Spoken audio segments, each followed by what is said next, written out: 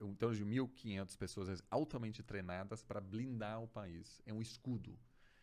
E durante a ditadura militar, quando havia um debate na Universidade de Oxford sobre abuso de direitos humanos no Brasil, havia sempre um diplomata que dizia, peraí, eu queria dizer uma coisa, não é bem assim, não é bem assim, defendendo, por exemplo, evitando que o Brasil seja voto vencido na ONU, é, mantendo laços, explicando por que o Brasil continua sendo um aliado importante.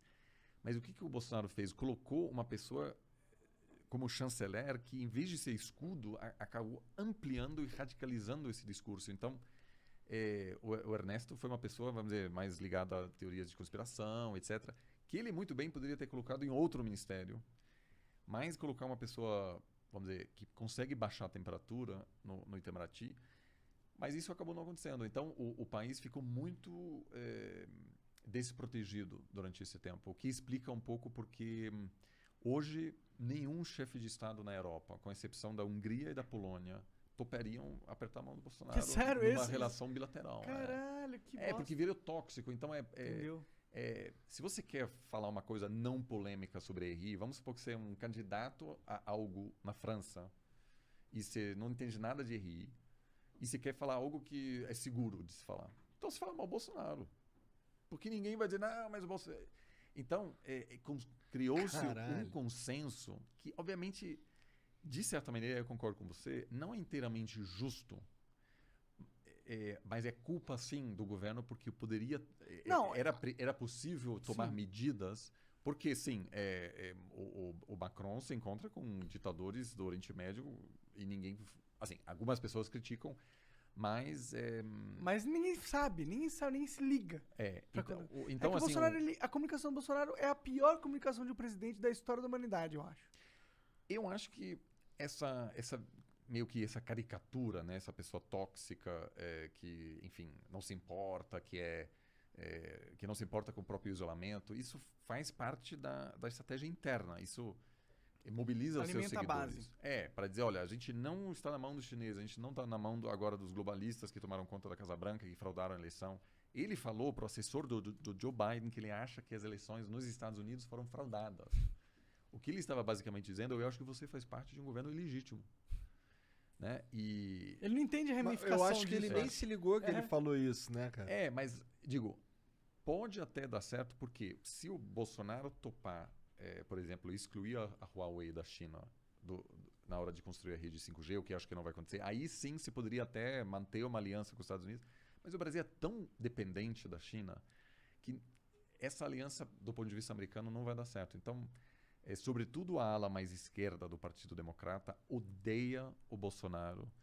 E isso, obviamente, tem um impacto também na política interna, porque para um investidor é um país um pouco mais complicado, pode haver boicote de produto brasileiro, até de produto que nada tem a ver com a Amazônia. Né? Então, hoje em dia, CEOs de empresas brasileiras que vendem para mercados europeus não tem mais aquela bandeira brasileira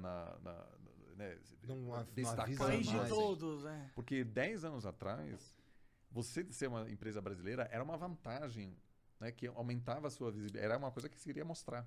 Né? Você colocava bandeira no seu produto. Aí agora tu deixa passar batido. Hoje é um pouco... porque...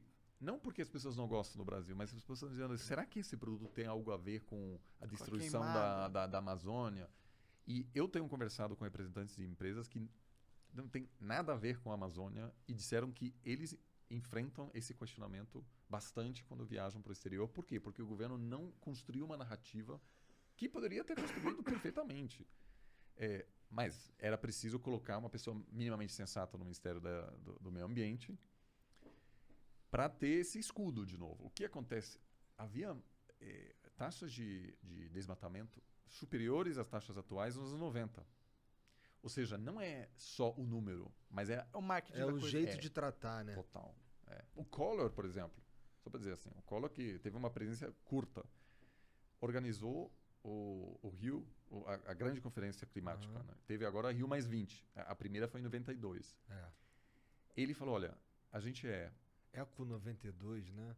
Uma democracia jovem, ainda instável. Muitas pessoas associam o atraso com a gente. A gente é visto como um país ainda ditatorial, que está destruindo a floresta. Então, o que ele fez? Ele consultou seus assessores diplomáticos e eles falaram, olha, a gente consegue mudar a imagem do Brasil organizando a maior conferência do mundo, da história, sobre o clima.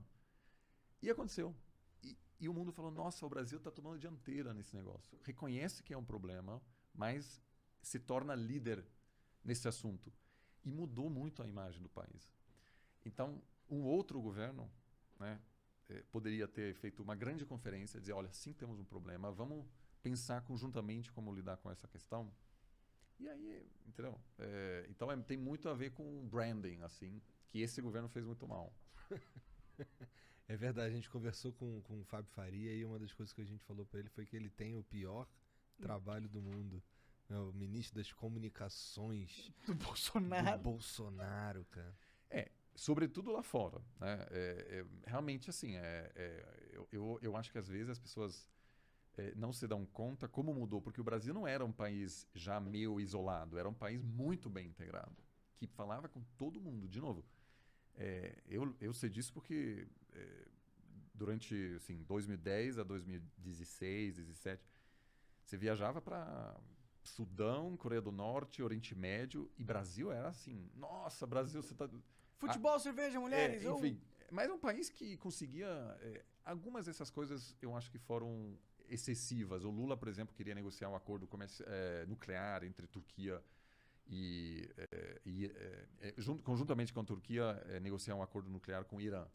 Porra! E foi lá e Da hora, porra. Aí ele queria... Enfim, havia um momento em que... Pô, da hora, a gente tá cheio de problema aqui, pô. Mano, mas se a gente tá cheio de problema, a gente é um país, a gente tem milhares de pessoas trabalhando pra gente. Se tiver uma pessoa trabalhando na paz de um país, é da hora, pô. Então, assim, muitas dessas coisas eu acho que foram um pouco exageradas, talvez, mas o país nunca chegou... Naquela época, quando o Brasil resistia à pressão internacional para acabar com a escravidão no século XIX, também o país estava bastante isolado, né? Porque é um dos últimos países no Ocidente a, de fato, implementar o fim da escravidão.